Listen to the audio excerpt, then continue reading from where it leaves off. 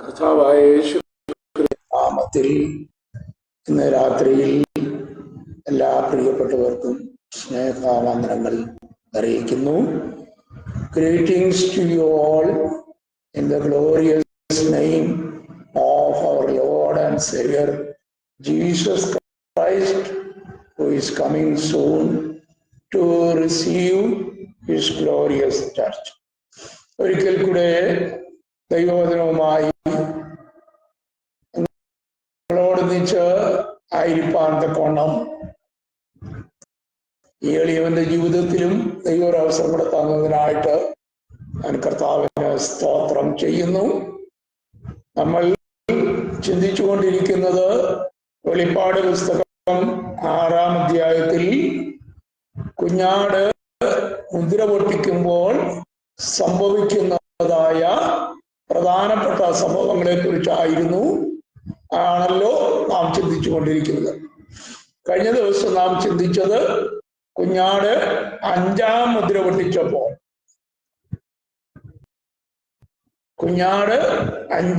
പൊട്ടിച്ചപ്പോൾ നടക്കുന്നതായ സംഭവവികാസങ്ങളെ കുറിച്ചാണ് കഴിഞ്ഞ ലൈവ് സ്ട്രീമിൽ നാം ചിന്തിപ്പാനിടയായത്. 5-ാം മുദ്ര പൊട്ടിച്ചപ്പോൾ ദൈവത്തിന് നിമിത്തവും തങ്ങൾ പറഞ്ഞ സാക്ഷ്യം ഹേതുവായി അറുക്കപ്പെട്ടവരുടെ ആത്മാക്കൾ ദൈവിക യാഗപീഠത്തിന്റെ കീഴിൽ നിൽക്കുന്നത് ഞാൻ കണ്ടു. പ്രതികാരദാഹികളായി ഹാബേൽ മുതൽ യെരുശലേം ദേവാലയത്തിന്റെ മന്ദിരത്തിനും യാഗപീഠത്തിനും നടുവിൽ വെച്ച് കല്ലെറിഞ്ഞ് കൊല്ലപ്പെട്ട ബരഖ്യാവിന്റെ മകനായ സക്രിയാവിന്റെ വരെയുള്ള രക്തം ലോകസ്ഥാപനം മുതൽ ഭൂമിയിൽ ചൊരിയപ്പെട്ട സകല പ്രവാചകന്മാരുടെയും രക്തം നിങ്ങളോട് ചോദിക്കും എന്നുള്ള ചോദ്യത്തിന്റെ അടിസ്ഥാനത്തിലാണ് കഴിഞ്ഞ ദിവസകാലം നാം ചിന്തിക്കുവാനിടയായത്. എന്നാൽ ഇന്ന് നമ്മൾ ചിന്തിക്കുന്നത് കുഞ്ഞാട് 6-ാം മുദ്ര പൊട്ടിക്കുമ്പോൾ ഭൂമിയിലും ആകാശത്തിലും നടക്കുന്നതായ ചില പ്രധാനപ്പെട്ട വിഷയങ്ങളെ ആസ്പദമാക്കി ചില വാക്യങ്ങൾ ഞാൻ വായിക്കുന്നു. 6-ാം അധ്യായം 12 മുതൽ 17 വരെയുള്ള 5 വാക്യങ്ങൾ വായിക്കും. അതിൽ നിന്ന് എത്രയൊക്കെ കാര്യങ്ങൾ പറയുവാൻ സാധിക്കുമോ അത്രയും കാര്യങ്ങൾ സംസാരിച്ച് ഇന്നത്തെ ലൈവ് സ്ട്രീം കംപ്ലീറ്റ് ചെയ്യുവാൻ കർത്താവിന്റെ കൃപയിൽ ശരണപ്പെടുന്നു. Let me read Revelation chapter 6 verses 12 to 17. ഒന്നിച്ച് 5 വാക്യങ്ങൾ ഞാൻ വായിക്കുകയാണ്. 6-ാം മുദ്ര പൊട്ടിച്ചപ്പോൾ വലിയൊരു ഭൂകമ്പം ഉണ്ടായി. സൂര്യൻ കരിമ്പടം പോലെ കറുത്തു. ചന്ദ്രൻ മുഴുവൻ രക്തതുല്യമായി തീർന്നു. അത്തിവൃക്ഷം പെരുങ്കാറ്റുകൊണ്ട് കുലുങ്ങിയിട്ട് കായ് ഉതിർക്കുന്നത് പോലെ ആകാശത്തിലെ നക്ഷത്രങ്ങൾ ഭൂമിയിൽ വീണു. പുസ്തക ചുരുട്ടും പോലെ ആകാശം മാറിപ്പോയി. എല്ലാ മലയും ദ്വീപും സ്വസ്ഥാനത്തുനിന്ന് ഇളകിപ്പോയി. വേഴ്സ് 15. ഭൂമിയിലെ രാജാക്കന്മാരും മഹത്വക്കളും സഹസ്രാധിപന്മാരും ബലവാന്മാരും സകലദാസന്മാരും സ്വതന്ത്രനും ഗുഹകളിലും മലപ്പാറകളിലും ഒളിച്ചുകൊണ്ട് മലകളോടും പാറകളോടും ഞങ്ങളുടെ മേൽ വീഴുവീൻ. സിംഹാസനത്തിലിരിക്കുന്നവന്റെ മുഖം കാണാതെ വണ്ണവും കുഞ്ഞാടിന്റെ കോപം തട്ടാതെ വണ്ണവും ഞങ്ങളെ മറപ്പി. അവരുടെ മഹാകോപദിവസം വന്നു, ആർക്ക് നിൽപ്പാൻ കഴിയും എന്ന് പറഞ്ഞു. 6-ാം അധ്യായത്തിന്റെ 12 മുതൽ 17 വരെയുള്ള വാക്യങ്ങളാണ് ഇന്ന് രാത്രിയിലെ ചിന്തയ്ക്കായി വായിച്ചത്. 5 മുദ്രകളും പൊട്ടിച്ചു കഴിഞ്ഞപ്പോൾ ഭൂമിയിൽ നടക്കുന്ന സംഭവങ്ങളാണ് 5 മുദ്രകളും പൊട്ടിച്ചപ്പോൾ നമ്മൾ കണ്ടത്. ഇത് when the Lamb of God offered opened the sixth seal. കുഞ്ഞാട് ആറാം മുദ്ര പൊട്ടിച്ചപ്പോൾ, ദൈവത്തിന്റെ കുഞ്ഞാട് ആറാം മുദ്ര പൊട്ടിച്ചപ്പോൾ വലിയ ചില സംഭവങ്ങൾ ഉണ്ടായി. ഒന്ന്, there was a great earthquake, വലിയ ഭൂകമ്പമുണ്ടായി. രണ്ട്, sun became black, സൂര്യൻ കരിമ്പടം പോലെ കറുത്തു. മൂന്ന്, the moon became like blood, ചന്ദ്രൻ രക്തതുല്യമായി. അടുത്തത്, the stars of heaven fell into the earth, ചന്ദ്രൻ അത്തിവൃക്ഷം പെരുങ്കാറ്റുകൊണ്ട് ഇളകി വീഴുന്നത് പോലെ ആകാശത്തിലെ നക്ഷത്രങ്ങൾ ഭൂമിയിലേക്ക് വീണു. അടുത്തത്, പുസ്തക ചുരുട്ടും പോലെ ആകാശം മാറിപ്പോയി. അനേക വിഷയങ്ങൾ ഇതിനോടുള്ള ബന്ധത്തിൽ സംസാരിക്കാറുണ്ട്. അതില് ചില കാര്യങ്ങൾ സൂചിപ്പിച്ച് ഞാൻ ദൈവത്തിലിരിപ്പാൻ താല്പര്യപ്പെടുന്നു. ഒന്ന്, വലിയ ഭൂകമ്പമുണ്ടായി. രണ്ട്, സൂര്യൻ കരിമ്പടം പോലെ കറുത്തു. ഇത് നമ്മൾ വായിക്കുമ്പോൾ ഇതിനോട് ചേർത്ത് തന്നെ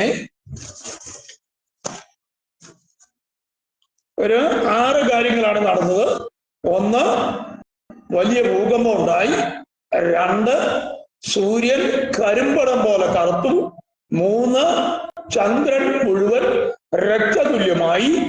4, ആകാശത്തിലെ നക്ഷത്രങ്ങൾ ഭൂമിയിൽ വീണു. 5, പുസ്തക ചുരുട്ടും പോലെ ആകാശം മാറിപ്പോയി. 6, എല്ലാ മലയും ദ്വീപുകളും സ്വസ്ഥാനത്തുനിന്ന് നീങ്ങിപ്പോയി. എന്ന് പറഞ്ഞാൽ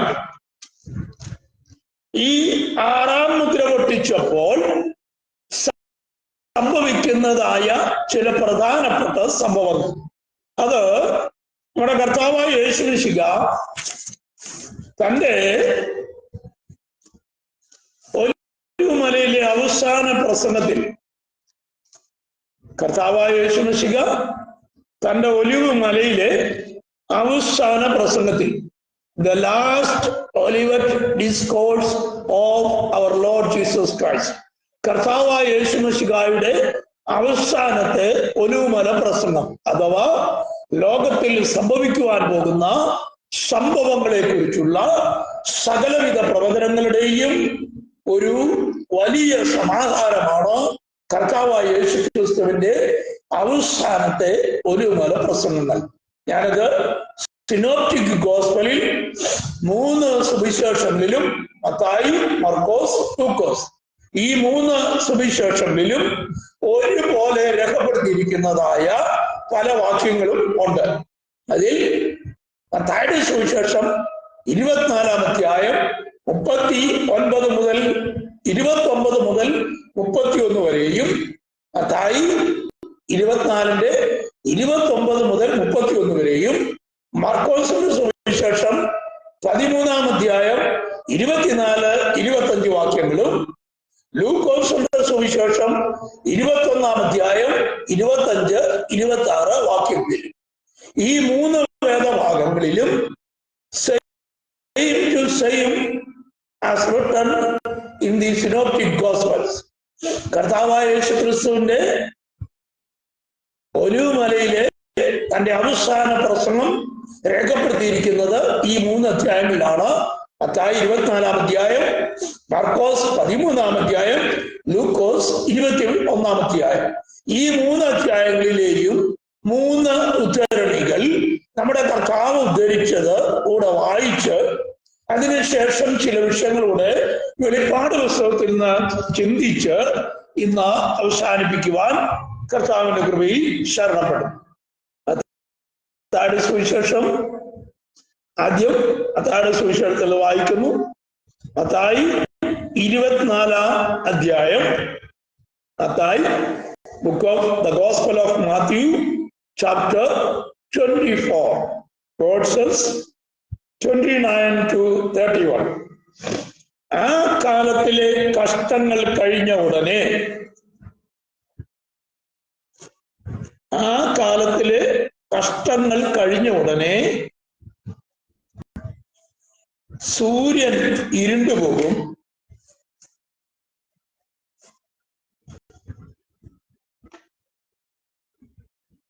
ഞാനത് ഇംഗ്ലീഷിൽ കൂടെ വായിക്കാം.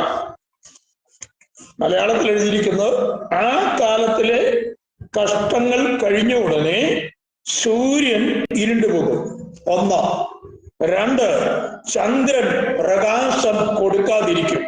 3, നക്ഷത്രങ്ങൾ ആകാശത്തിൽ നിന്ന് വീഴും. 4, ആകാശത്തിലെ ശക്തികൾ ഇളകിപ്പോകും.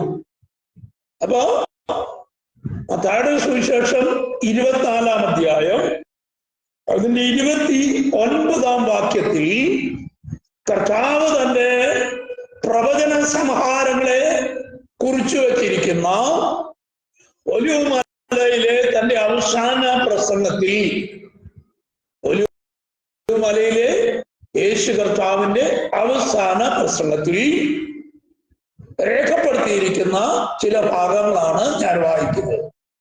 മത്തായിയുടെ സുവിശേഷം 24-ാം അധ്യായം. ആ കാലത്തിലെ കഷ്ടം കഴിഞ്ഞ ഉടനെ സൂര്യൻ ഇരുണ്ടു പോകും, ചന്ദ്രൻ പ്രകാശം കൊടുക്കാതിരിക്കും, നക്ഷത്രങ്ങൾ ആകാശത്തിൽ നിന്ന് വീഴും, പിന്നെ ആകാശത്തിലെ ശക്തികൾ ഇളകിപ്പോകും. അത് ഇംഗ്ലീഷിലേക്ക് വരുമ്പോ 24-ാം അധ്യായത്തിന്റെ immediately after the tribulation of those days. ഇവിടെ പറയുന്നു immediately after the tribulation of those days. മലയാളത്തിൽ കൊടുത്തിരിക്കുന്നത് ആ കാലത്തിലെ കഷ്ടങ്ങൾ കഴിഞ്ഞ ശേഷം, കഷ്ടം കഴിഞ്ഞ ഉടനെ. പക്ഷെ ഇംഗ്ലീഷിൽ പറയുന്നത് immediately after the tribulation of those days. ആ കാലഘട്ടത്തിലെ മഹാപീഡനകാലം കഴിഞ്ഞ ഉടനെ. The word tribulation is directly used there. 29-ാം വാക്യത്തിൽ immediately after the tribulation of those days. Word tribulation, മഹോ ഉപദ്രവ കാലഘട്ടം. അതിന് ഇംഗ്ലീഷിൽ കൊടുത്തിരിക്കുന്നത് ദ ഗ്രേറ്റ് ട്രിബുലേഷൻ എന്നാണ്. മഹോ ഉപദ്രവ കാലഘട്ടം. ആ വാക്കിന് ഇംഗ്ലീഷിൽ കൊടുത്തിരിക്കുന്ന ട്രാൻസ്ലേഷൻ ദ ഗ്രേറ്റ് ട്രിബുലേഷൻ എന്നാണ്.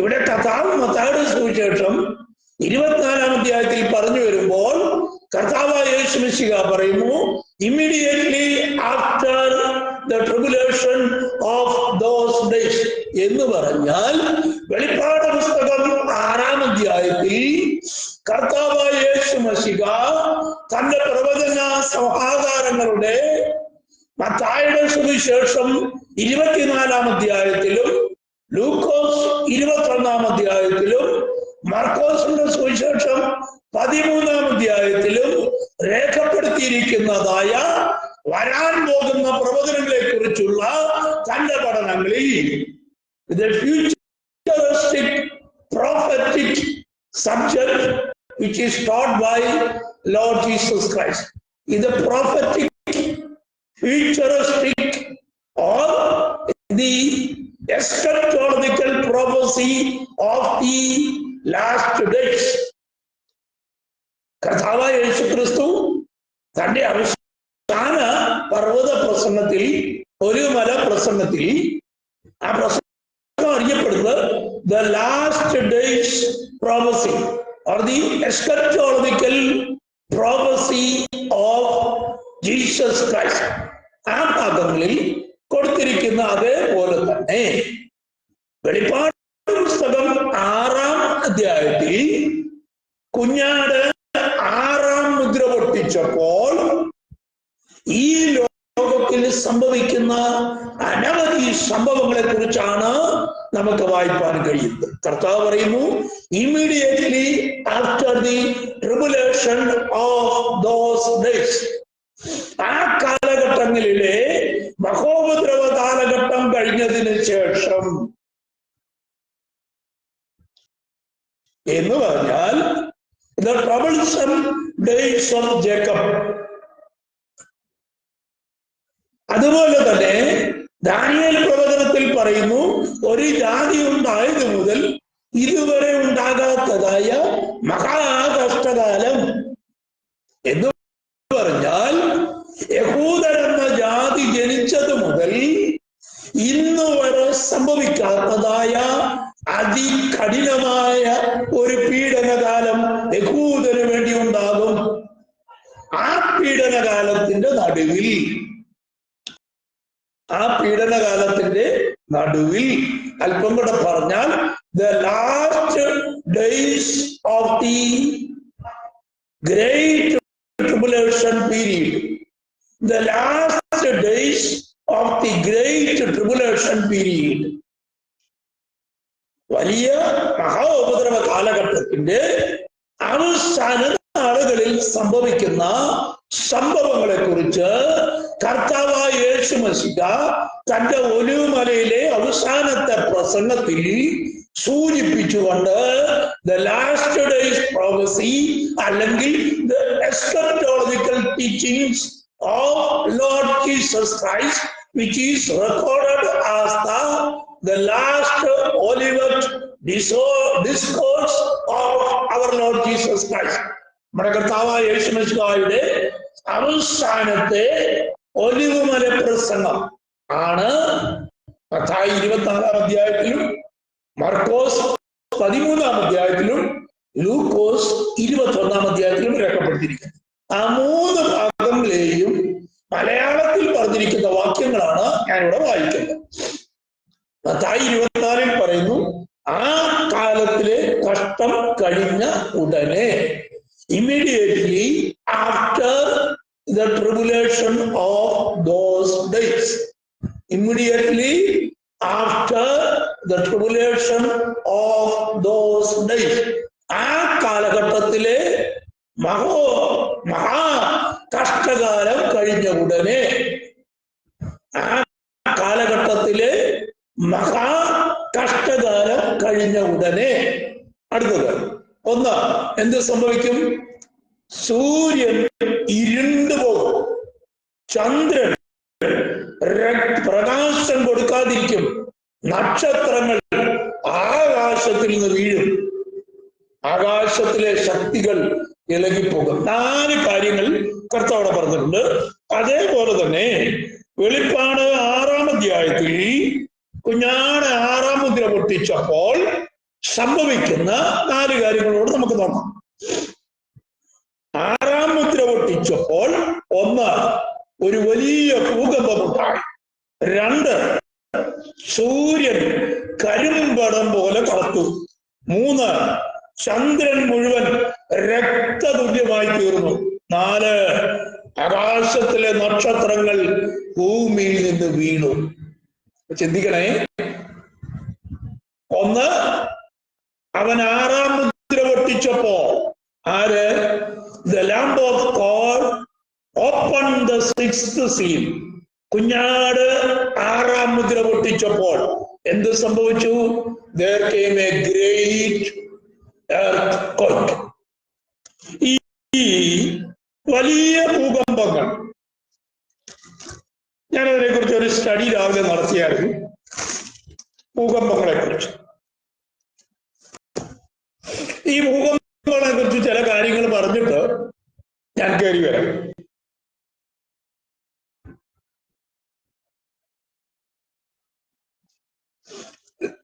മാഗ്നിറ്റ്യൂഡ് എന്ന് പറഞ്ഞൊരു ഭാഗം ഉണ്ട്. Ever recorded earthquake happened in May 1960 in Chile, causing destructive tsunami. ഈ സുനാമി ഭൂകമ്പങ്ങൾ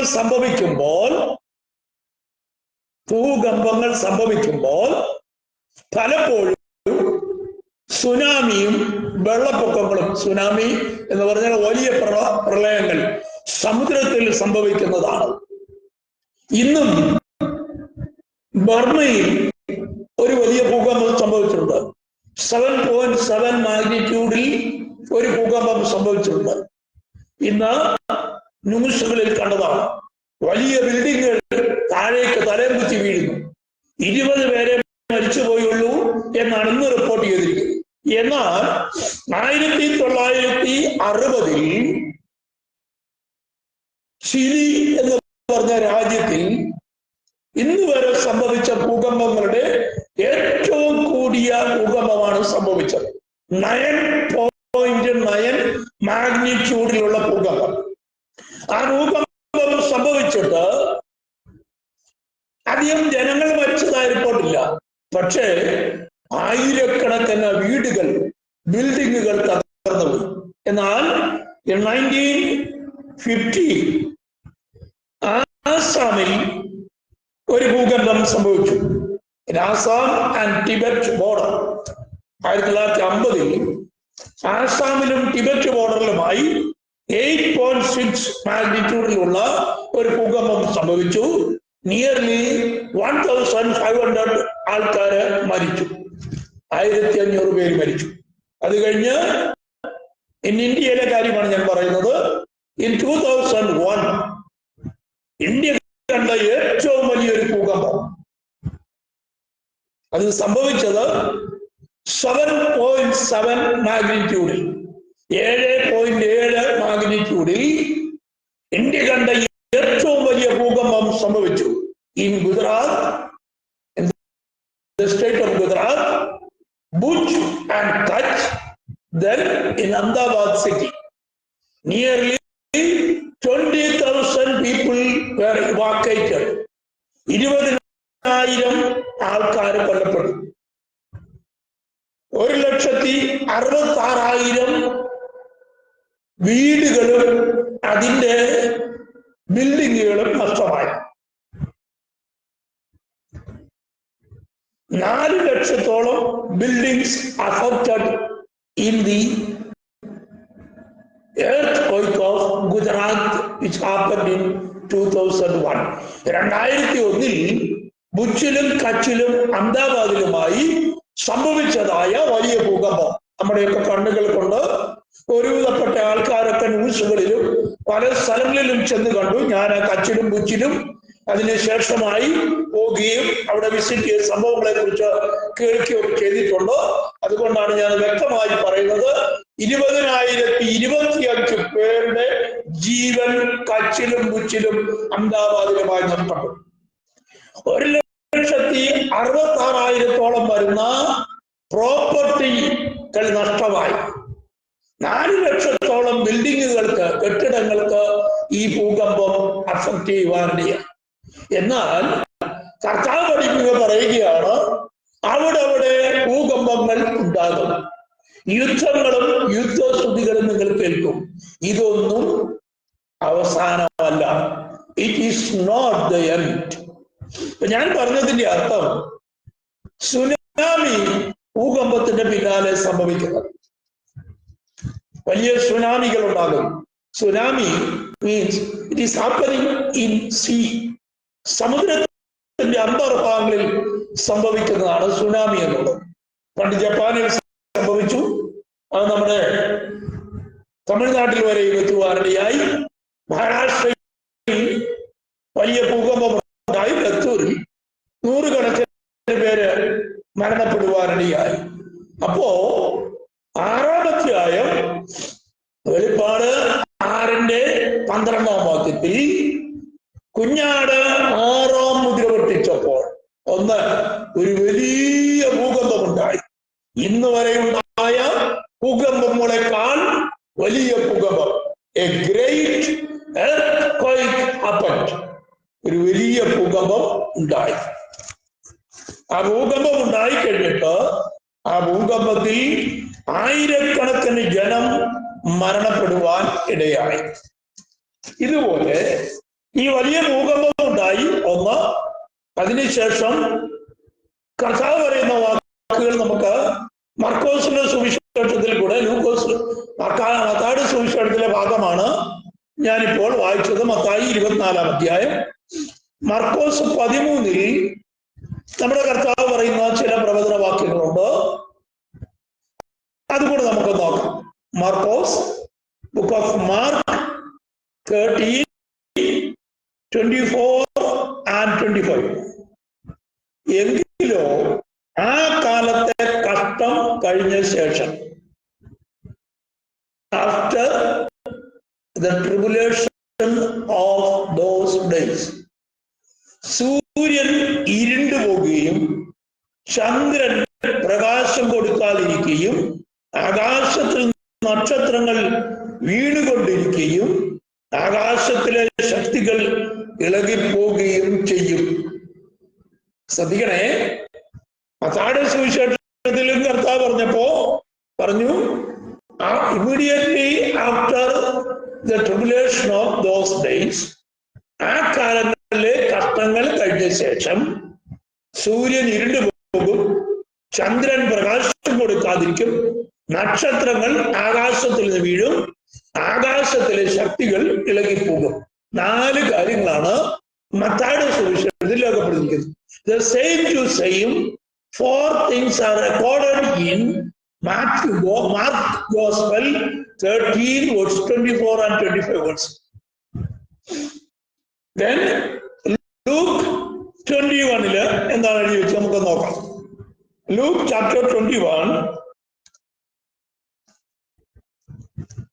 അതിന്റെ 25 and 26. സൂര്യനിലും ചന്ദ്രനിലും നക്ഷത്രങ്ങളും ലക്ഷ്യങ്ങളുണ്ടാകും.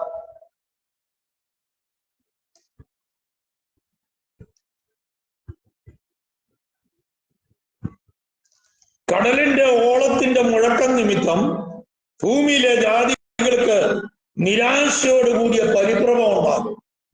ശ്രദ്ധിക്കണേ, അടുത്തത് ആകാശത്തിന്റെ ശക്തികൾ ഇളകിപ്പോകുന്നതിനാൽ ഭൂലോകത്തിന് എന്ത് സംഭവിക്കാൻ പോകുന്നു എന്ന് പേടിച്ചും നോക്കി പാർത്തും മനുഷ്യർ നിർജീവന്മാരാകും. മത്തായിലും മർക്കോസിലും സെയിം വാക്കുകൾ ഉപയോഗിച്ചിരിക്കുമ്പോ ലൂക്കോസ് ഇതിനെക്കുറിച്ച് രേഖപ്പെടുത്തിയിരിക്കുന്നത് ഡിസെൻഡർലി ഡിഫറെന്റ് ആണ്. ലൂക്കോസ് പറയുന്നു, ജാതികളുടെ കാലം തികയോളം ജാതികൾ യെരൂശലേമിനെ ചവിട്ടിക്കളയും. സൂര്യനിലും ചന്ദ്രനിലും നക്ഷത്രങ്ങളിലും ലക്ഷ്യങ്ങൾ ഉണ്ടാകും. സൂര്യനിലും ചന്ദ്രനിലും നക്ഷത്രങ്ങളിലും ലക്ഷ്യങ്ങൾ ഉണ്ടാകും. അടുത്തത് കടലിന്റെയും ഓളത്തിന്റെയും മുഴക്കം നിമിത്തം, കടലിന്റെയും ഓളത്തിന്റെയും മുഴക്കം നിമിത്തം ഭൂമിയിലെ ജാതികൾക്ക് നിരാശയോടുകൂടിയ പരിഭ്രമം ഉണ്ടാകും. ആകാശത്തിന്റെ ശക്തികൾ ഇളകിപ്പോകുന്നതിനാൽ ഭൂലോകത്തിന് എന്ത് സംഭവിപ്പാൻ പോകുന്നു എന്ന് വിചാരിച്ച് ഭയങ്കരമായ പ്രയാസമുണ്ടാകും. എന്ന് പറഞ്ഞാൽ മർക്കോസും മത്തായിയുടെയും സുവിശേഷത്തിൽ കർത്താവ് പറഞ്ഞ പ്രസംഗങ്ങൾക്ക് വിപരീതമായി ലൂക്കോസിന്റെ സുവിശേഷത്തിൽ കർത്താവ് പറയുന്നു, സൂര്യനിലും ചന്ദ്രനിലും നക്ഷത്രങ്ങളും ലക്ഷ്യങ്ങളുണ്ടാകും. പിന്നെ പറയുകയാണ്, കടലിന്റെയും ഓളത്തിന്റെയും മുഴക്കം നിമിത്തം ഭൂമിയിലെ ജാതികൾക്ക് നിരാശയോടുകൂടിയ പരിഭ്രമം ഉണ്ടാകും. നമുക്ക് ആ ലൂക്കോസ് സുവിശേഷം 21-ാം അധ്യായം ഞാനൊന്ന് വായിക്കുകയാണ്. Luke chapter 21. Let me read in English also. 25 and 22. 25.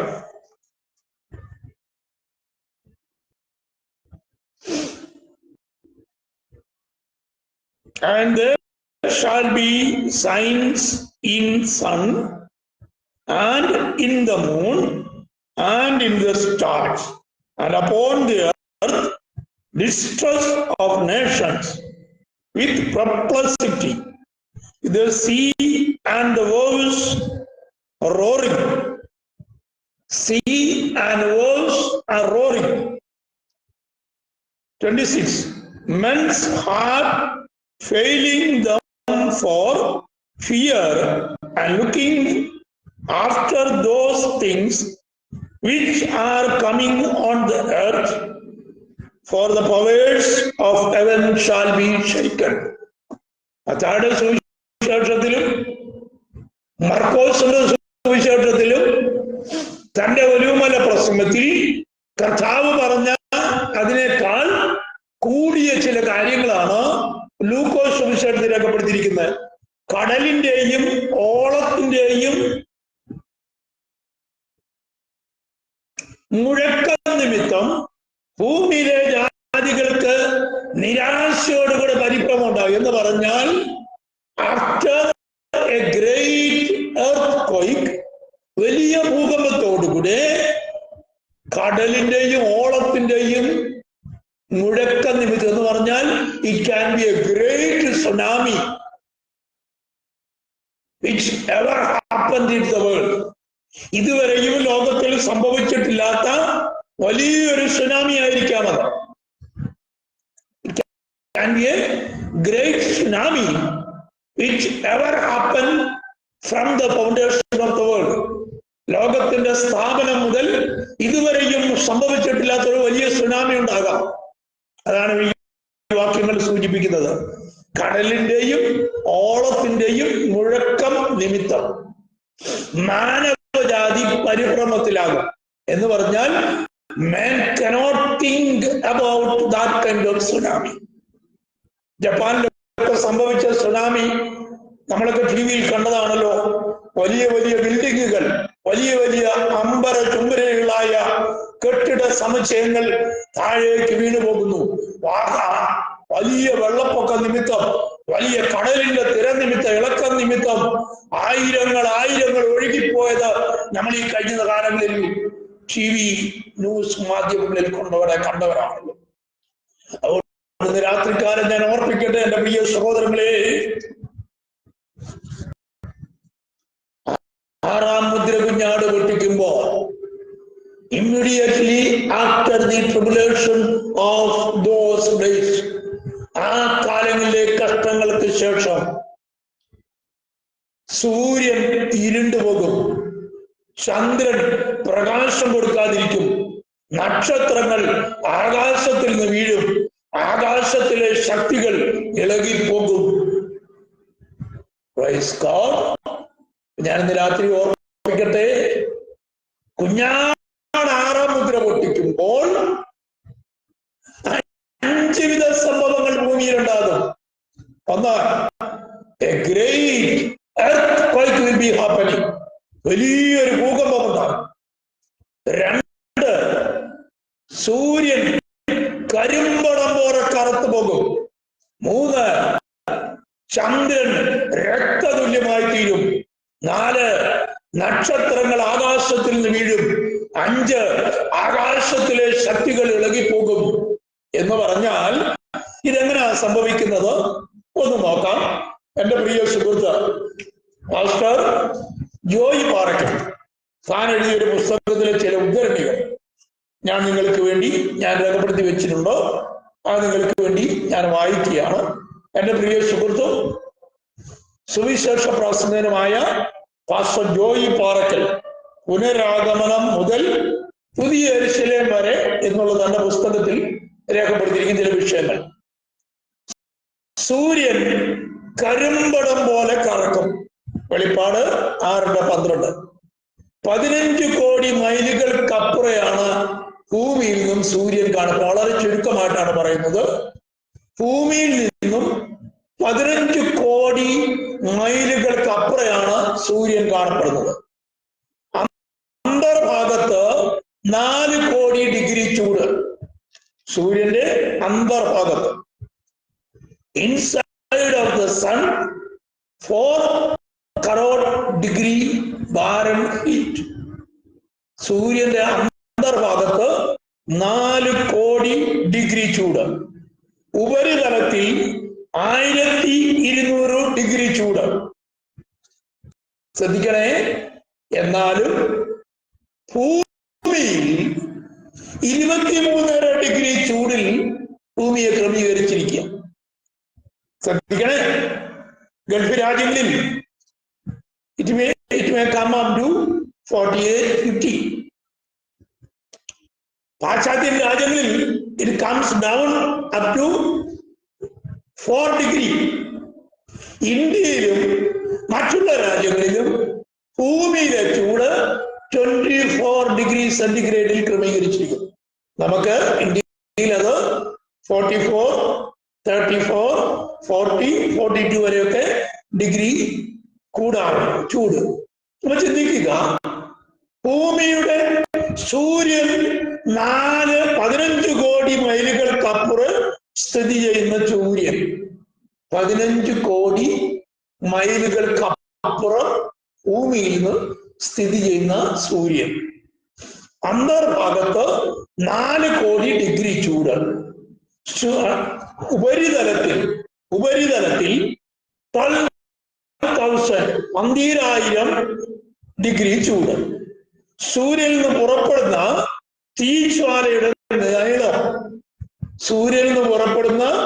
തീജ്വാലയുടെ നീളം, 25,000 കിലോമീറ്റർ ദൂരം സഞ്ചരിക്കുന്നു. ശ്രദ്ധിക്കുക, സൂര്യനിൽ നിന്ന് പുറപ്പെടുന്ന തീജ്വാലയുടെ ചൂട് in 1 second 25,000 കിലോമീറ്റർ ദൂരം സഞ്ചരിക്കുന്നു. ഒരു സെക്കൻഡിൽ 60 കോടി ടൺ ഹൈഡ്രജൻ സൂര്യനിൽ കത്തി അമരുന്നു. ഒരു സെക്കൻഡിൽ, 1 സെക്കൻഡ് സൂര്യനിൽ കത്തുന്ന കാര്യമാണ് ഞാൻ പറഞ്ഞത്. 60 കോടി ടൺ ഹൈഡ്രജൻ സൂര്യനിൽ കത്തുന്നു. ഇങ്ങനെയുള്ള സൂര്യൻ അതിവിദൂര ഭാവിയിൽ കരിമ്പടം പോലെ കറക്കും. ഈ ഹൈഡ്രജൻ കത്തുന്നത് കൊണ്ടാണ് പ്രകാശം ഉണ്ടാകുന്നത്. ശ്രദ്ധിക്കണേ, സൂര്യന് മാത്രമേ സ്വയം പ്രകാശിക്കുവാനുള്ള കഴിവുള്ളൂ. ചന്ദ്രനിൽ സ്വയം പ്രകാശമില്ല. ഭൂമിയിലേക്ക് വരുന്ന പ്രകാശം സൂര്യൻ മൂലമുണ്ടാകുക. ഉൽപ്പത്തി പുസ്തകത്തിൽ നമ്മൾ പഠിക്കുമ്പോൾ പകല് വാഴുവാൻ സൂര്യനെയും രാത്രി വാഴുവാൻ ചന്ദ്രനെയും അവൻ നിയമിച്ചു. God ordained or created sun for the day, moon for the night. രാത്രി വാഴുവാൻ ചന്ദ്രനെയും പകല് വാഴുവാൻ സൂര്യനെയും നിർമ്മിച്ചു. ശ്രദ്ധിക്കണം, ഈ ഒരു സെക്കൻഡിൽ 60 കോടി ടൺ ഹൈഡ്രജൻ കത്തിക്കൊണ്ടിരിക്കുന്ന സൂര്യൻ എന്ന് പറയുന്ന വലിയ ഗോളത്തിൽ 25,000 കിലോമീറ്റർ ദൂരം ആ സൂര്യന്റെ ചൂടിന്റെ കിരണങ്ങൾ സഞ്ചരിക്കുമെങ്കിൽ ഹൈഡ്രജൻ കത്തി അത് ഹീലിയമായി മാറുകയും ഹീലിയമായി മാറിക്കഴിയുമ്പോൾ ന്യൂക്ലിയർ ഫ്യൂഷൻ സംഭവിക്കുകയും അതിവിദൂര ഭാവിയിൽ സൂര്യൻ കറുത്തിരുണ്ടു പോവുകയും ചെയ്യും. എന്ന് പറഞ്ഞാൽ there will not be any light in the world. ഭൂമിയിൽ പ്രകാശം ഉണ്ടാകാതിരിക്കും. ഓസോൻ പാളികൾ എന്നൊക്കെ നമ്മൾ പഠിക്കുന്നില്ലേ? ഓസോൻ പാളികളിൽ വിള്ളലുകൾ സംഭവിച്ചു എന്നൊക്കെ നമ്മൾ പഠിക്കുന്നില്ല. എന്ന് പറഞ്ഞാൽ അതിന്റെ അർത്ഥം സൂര്യൻ പ്രകാശിക്കാതിരിക്കുകയും നാം ഇന്ന് സൂര്യൻ പ്രകാശിക്കാതിരിക്കും. നാം ഇന്ന് കാണുന്ന സൂര്യനേക്കാൾ പല മടങ്ങ് വലിപ്പമുള്ള നിരവധി സൂര്യന്മാർ അന്തരീക്ഷ ആകാശമണ്ഡലങ്ങളിലുണ്ട്. ശ്രദ്ധിക്കണേ, ഇന്ന് നാം കാണുന്ന ഈ സൂര്യനേക്കാൾ 10 മടങ്ങ് വലിപ്പമുള്ള സൂര്യന്മാർ ആകാശമണ്ഡലങ്ങളിലുണ്ട്. ചിന്തിച്ചാട്ട് ദൈവമക്കളെ, ഭൂമി ഈ പ്രപഞ്ചത്തിലെ ഒരു ചെറിയ പ്ലാനറ്റ് ഗ്രഹമാണ്. ഈ ഗ്രഹത്തെ പോലെ തന്നെ വേറെ 8 ഗ്രഹങ്ങൾ കൂടെ ഉണ്ട്. നമ്മുടെ ഭൂമിയുടെ 10,000 മടങ്ങ് വലിപ്പമുള്ള ഗ്രഹങ്ങളുണ്ട്. ഓരോ ഗ്രഹങ്ങളിലും അതതിന്റെ ഡിഗ്രിക്കനുസരിച്ചാണ് ചൂട് നിൽക്കുന്നത്. ഭൂമിയിൽ 23 ഡിഗ്രി ചൂടാണ് മറ്റു ഗ്രഹങ്ങളിലേക്ക് പോകുമ്പോൾ അതിനേക്കാട്ടിലും കുറവാണ്. എന്ന് പറഞ്ഞാൽ ഭൂമിയെ 23 ഡിഗ്രി സെന്റിഗ്രേഡിൽ ചരിച്ച് ദൈവം നിർത്തിയിരിക്കുക. 23 ഡിഗ്രി സെന്റിഗ്രേഡിൽ ഭൂമിയെ ദൈവം നിർത്തിയിരിക്കുക. അതിന് ചൂട് കൂടിയാണ്. നമുക്കറിയാമല്ലോ, ലോകത്തിന്റെ പല ഭാഗങ്ങളിൽ ക്ഷാമങ്ങൾ, സൺസ്ട്രോക്ക് കാരണം ആയിരങ്ങൾ മരിക്കുന്നു. ഞാൻ ഈ പറഞ്ഞതിന്റെ കാര്യം, ഈ 100 മടങ്ങ് വലുപ്പമുള്ള ഒരു സൂര്യനും കൂടെ ഉണ്ട്. അവന്റെ പേരാണ് ആർക്കിയോൺ. ഈ ആർക്കിയോൺ എന്ന് പറയുന്ന സൂര്യന്റെ പ്രകാശം ഇതുവരെയും ഭൂമിയിൽ എത്തിച്ചിട്ടില്ല. സൂര്യനിൽ നിൽക്കുന്ന ഹൈഡ്രജൻ കത്തി നശിക്കുന്നതോടുകൂടെ ഹൈഡ്രജൻ മുഴുവൻ ഹീലിയമായി മാറുകയും അതോടുകൂടെ ഒരു ന്യൂക്ലിയർ ഫ്യൂഷൻ ഉണ്ടാവുകയും സൂര്യൻ മുഴുവൻ കരിമ്പിടം പോലെ കറക്കുകയും ചെയ്യും. അപ്പൊ ശ്രദ്ധിക്കണേ, ഞാൻ പറഞ്ഞതിന്റെ അർത്ഥം, വെളിപ്പാട് പുസ്തകം 6-ാം അധ്യായത്തിൽ കുഞ്ഞാട് 6-ാം മുദ്ര പൊട്ടിച്ചപ്പോൾ സംഭവിക്കുന്ന ചില സംഭവ വികാസങ്ങൾ, കർത്താവായ യേശുക്രിസ്തുവിന്റെ അവസാനത്തെ ഒരു പ്രസംഗം, അഥവാ the eschatological teachings of our Lord Jesus Christ, the teachings of last days. Mathai 24, Markose 13, ലൂക്കോസ് 21, ഈ 3 അധ്യായങ്ങളിൽ രേഖപ്പെടുത്തിയിരിക്കുന്ന യേശു കർത്താവിന്റെ prophetical teachings, the eschatological teachings, അതിന്റെയും അടിസ്ഥാനത്തിൽ വെളിപ്പാട് പുസ്തകം 6-ാം അധ്യായത്തിൽ നാം വായിച്ചപ്പോ 6-ന്റെ 12, 13, 14 താഴെയുള്ള വാക്യങ്ങൾ നമ്മൾ വായിക്കുമ്പോൾ അവിടെ രേഖപ്പെടുത്തിയിരിക്കുന്നു, കുഞ്ഞാട് 6-ാം മുദ്ര പൊട്ടിച്ചപ്പോൾ ഒരു വലിയ ഭൂകമ്പം ഉണ്ടായി. 2, സൂര്യൻ കരിമ്പടം പോലെ കറുത്തു. 3, ചന്ദ്രൻ രക്തതുല്യമായി തീർന്നു. നക്ഷത്രങ്ങൾ ഭൂമിയിൽ വീഴും. ആകാശത്തിന്റെ ശക്തികൾ ഇളകി തുടങ്ങും. അപ്പൊ ചന്ദ്രൻ മുഴുവൻ രക്തതുല്യമായി തീരും എന്ന വെളിപ്പാട് പുസ്തകം 6-ാം അധ്യായം 12-ാം വാക്യത്തിൽ പറയുന്നു. അതിനാണ് ഞാൻ പറഞ്ഞത്, ചന്ദ്രന് സ്വയമായി ഒരു പ്രകാശവും ഇല്ല. ഭൂമിയിൽ നിന്ന് കിട്ടുന്ന പ്രകാശമാണ് ചന്ദ്രന് ലഭിക്കുന്നത്. രാത്രി വാഴുവാനാണ് ചന്ദ്രനെ ദൈവം നിയമിച്ചിരിക്കുന്നത്. ഉൽപ്പത്തി പുസ്തകം 1-ാം അധ്യായം 16-ാം വാക്യത്തിന്റെ അടിസ്ഥാനത്തിൽ ഭൂമിയിൽ രാത്രിയിൽ വാഴുവാൻ ദൈവം ചന്ദ്രനെയും പകലിൽ വാഴുവാൻ സൂര്യനെയും നിയമിച്ചിരിക്കുന്നു. എന്ന് പറഞ്ഞാൽ കാലക്രമങ്ങൾ, days and night, year and months are dependent because of sun and moon. സൂര്യനും ചന്ദ്രനും ഉള്ളത് കൊണ്ടാണ് ദിവസം ഉണ്ടാകുന്നത്, രാത്രി ഉണ്ടാകുന്നത്, പകലുണ്ടാകുന്നത്, രാത്രി ഉണ്ടാകും. അപ്പോ സൂര്യൻ ചന്ദ്രനും ചേരുമ്പോൾ പകലും രാത്രിയും ഉണ്ടാകുന്നു, ദിവസങ്ങൾ രൂപപ്പെടുന്നു, മാസങ്ങൾ ഉണ്ടാകുന്നു, വർഷങ്ങൾ സംഭവിക്കുന്നു. അതിന്റെ അർത്ഥം ക്രമങ്ങൾ ഉണ്ടായത് സൂര്യനും ചന്ദ്രനും ഉള്ളത് കൊണ്ടാണ്. 104-ാം സങ്കീർത്തനത്തിലെ ഒരു വാക്യം കൂടെ ഞാൻ വായിക്കുന്നു. Psalms 104:19. 104-ാം സങ്കീർത്തനത്തിലെ 19-ാം വാക്യം. അത് വളരെ പ്രധാനപ്പെട്ട ഒരു വാക്യമാണ്. അതുകൂടെ ഞാനിവിടെ വായിക്കാം. അവൻ കാലനിർണയത്തിനായി ചന്ദ്രനെ നിയമിച്ചു, സൂര്യൻ തന്റെ അസ്തമയത്തെ അറിയുന്നു. നീ ഇരുട്ട് വരുത്തുന്നു, രാത്രി ഉണ്ടാക്കുന്നു. എന്ന് പറഞ്ഞാൽ കാലനിർണയത്തിനായി സൂര്യനെയും ചന്ദ്രനെയും ദൈവം നിയമിച്ചു. നിങ്ങൾ ചിന്തിക്കണമേ, ചന്ദ്രൻ രക്തതുല്യമാകും എന്ന് പറഞ്ഞാൽ ഭൂമിയിലെ പ്രകാശം സൂര്യനിൽ നിന്ന് ഹൈഡ്രജൻ കത്തി ഹീലിയമായി മാറുമ്പോൾ, ഹീലിയമാണ് കറുത്ത പുകയായി മാറുന്നത്. ഹൈഡ്രജൻ കത്തി ഹീലിയമായി മാറും. അതാണ് കറുത്ത പുകയായി മാറുന്നത്. അത് കറുത്ത പുകയായി മാറുമ്പോൾ സൂര്യൻ കറുത്ത ഇരുണ്ടു പോകും. അപ്പോ ചന്ദ്രൻ ഒരു പ്രകാശവുമില്ലാതെ രക്തക്കളറായി തീരും. നമുക്ക് വേറൊരു കാര്യം കൂടെ ഒന്ന് നോക്കാം.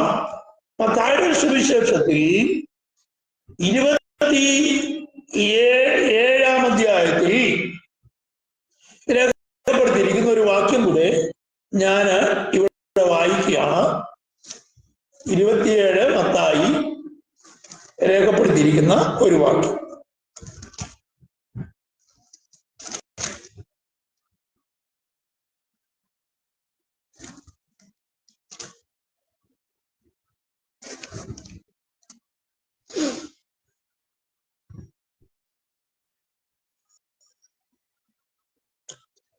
ഇരുപത്തേഴാം അധ്യായത്തിന്റെ 50-ാം വാക്യം ഞാനൊന്ന് വായിക്കും, ശ്രദ്ധിച്ചു കേൾക്കുക.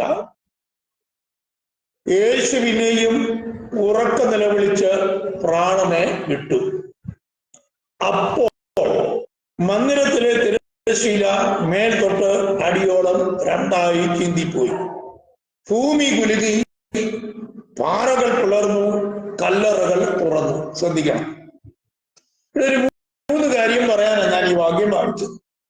യേശു കർത്താവിന്റെ പ്രാണനെ വിടുമ്പോ ദി ക്രോസ് ഓഫ് കാൽവറി യേശു തന്റെ തോളിലേക്ക് തല ചായ്ച്ച് പിതാവേ എന്റെ ആത്മാവിനെ തൃക്കൈയിൽ സമർപ്പിക്കുന്നു എന്ന് പറഞ്ഞപ്പോൾ ചില സംഭവങ്ങൾ സംഭവിച്ചു.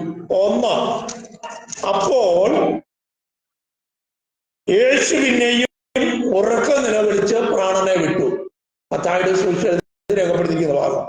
അപ്പോൾ മന്ദിരത്തിലെ തിരശ്ശീല രണ്ടായി ചീന്തിപ്പോയി. ഒന്ന്, ഭൂമി കുലുങ്ങി, 2, പാറകൾ പിളർന്നു, 3, കല്ലറകൾ തുറന്നു. ഇത് യേശു കർത്താവിന്റെ പ്രാണൻ പിതാവിന്റെ കരങ്ങളിൽ സമർപ്പിച്ചു കഴിഞ്ഞപ്പോൾ നമ്മൾ വായിക്കുന്നത്, യേശു തന്റെ പ്രാണനെ പിതാവിന്റെ സന്നിധിയിൽ ഏൽപ്പിച്ചു. പിതാവേ ഞാൻ എൻ്റെ ആത്മാവിനെ തൃക്കരങ്ങളിൽ സമർപ്പിക്കുന്നു എന്ന് പറഞ്ഞ് തോളോട് തല ചായ്ച്ച് പ്രാണനെ വിട്ടു എന്നാണ് പുസ്തകത്തിൽ രേഖപ്പെടുത്തിയിരിക്കുന്നത്. അങ്ങനെ യേശുവിന്റെ ഉറക്ക നിലവിളിച്ച പ്രാണനെ വിട്ടു. എപ്പോ? യേശു പിതാവേ ഞാൻ എൻ്റെ ആത്മാവിനെ തൃക്കരങ്ങളിൽ പരമേൽപ്പിക്കുന്നു എന്ന് പറഞ്ഞ് പ്രാണനെ വിട്ടു. അപ്പോ എന്ത് സംഭവിച്ചു? There came a great earthquake. 2, പാറകൾ പിളർന്നു. 3, ഭൂമി കല്ലറകൾ തുറന്നു. 3 കാര്യങ്ങൾ അവിടെ സംഭവിച്ചു. 1, ഭൂമി കുലുങ്ങി, പാറകൾ പിളർന്നു. അടുത്തത്, കല്ലറകൾ തുറന്നു. പിന്നെ ഒരു കാര്യം സംഭവിച്ചു. നിദ്ര പ്രാപിച്ച വിശുദ്ധന്മാരുടെ ശരീരങ്ങൾ പലതും ഉയർത്തെഴുന്നേറ്റു. അവന്റെ പുനരുത്ഥാനത്തിന് ശേഷം കല്ലറകളെ വിട്ടു. 4 കാര്യങ്ങളാണ് കർത്താവായ യേശു മിശിഹ തന്റെ പ്രാണനെ പിതാവിന്റെ കരങ്ങളിൽ കൊടുത്തപ്പോൾ സംഭവിച്ചത്. കർത്താവായ യേശു മിശിഹ തന്റെ പ്രാണനെ പിതാവിന്റെ കരങ്ങളിൽ പരമേൽപ്പിക്കുമ്പോ 4 കാര്യങ്ങൾ സംഭവിച്ചു. 1, ഭൂമി കുലുങ്ങി. 2, പാറകൾ പിളർന്നു. 3, കല്ലറകൾ തുളർന്നു. 4, നിദ്ര പ്രാപിച്ച വിശുദ്ധന്മാരുടെ ശരീരങ്ങൾ പലതും ഉയർത്തെഴുന്നേറ്റു. അവന്റെ പുനരുത്ഥാനത്തിന് ശേഷം കല്ലറകളെ വിട്ടു. അപ്പോ 4 കാര്യങ്ങളിലൂടെ യേശു കർത്താവ് തന്റെ സ്വന്തം പ്രാണനെ പിതാവിന്റെ കരങ്ങളിൽ പരമേൽപ്പിക്കുക സംഭവിച്ചു. ഞാൻ എന്തിനാ ഇതുകൂടെ കയറ്റി പറഞ്ഞത് നിങ്ങൾക്കറിയാമോ? കർത്താവായ യേശു ക്രിസ്തു തന്റെ പ്രാണനെ പിതാവിന്റെ കയ്യിൽ പരമേൽപ്പിച്ചപ്പോൾ ഭൂമി കുലുങ്ങി, പാറ പാറകൾ പിളർന്നു, കല്ലറകൾ പലതും തുറന്നു എന്ന് പറഞ്ഞു. 28-ാം അധ്യായത്തില് 28-ാം അധ്യായത്തിനും ശ്രദ്ധിക്കുക. 28-ന്റെ 1-ാം വാക്യം, 2-ാം വാക്യം ഞാൻ വായിക്കുന്നു. പെട്ടെന്ന് വലിയൊരു ഭൂകമ്പം ഉണ്ടായി. പെട്ടെന്ന് വലിയൊരു ഭൂകമ്പം ഉണ്ടായി. കർത്താവിന്റെ ദൂതൻ സ്വർഗത്തിൽ നിന്ന് ഇറങ്ങി വന്ന് കല്ല് ഉരുട്ടി നീക്കി അതിന്മേലിരുന്നു. അപ്പോൾ ശ്രദ്ധിക്കുക, കർത്താവായ യേശു ക്രിസ്തു തന്റെ പ്രാണനെ പിതാവിന്റെ സന്നിധിയിൽ പരമേൽപ്പിച്ചപ്പോൾ ഒരു ഭൂകമ്പം ഉണ്ടായി. ഭൂമി കുലുങ്ങി, ഭൂമി കുലുങ്ങി.